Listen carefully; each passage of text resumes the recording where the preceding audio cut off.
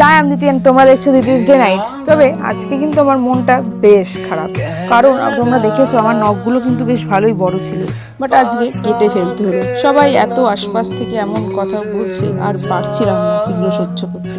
তারপর দুপুরের মেনুটাও দেখিয়ে দিলাম। আজকে ছোট মাছের ঝোল আর আলু ঢ্যাঁড়সের তরকারি হয়েছিল।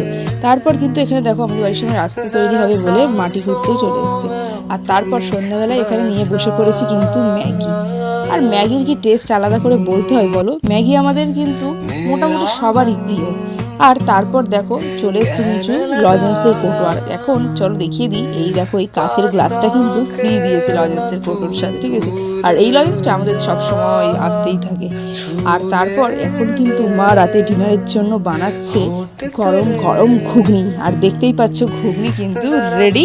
আর এখন রুটির সাথে ঘুগনি সার্ভ হয়ে গেছে। তো আজকে ভিডিওটা এখানেই শেষ করছি। সবাই লাইক কমেন্ট সাবস্ক্রাইব করে দিও।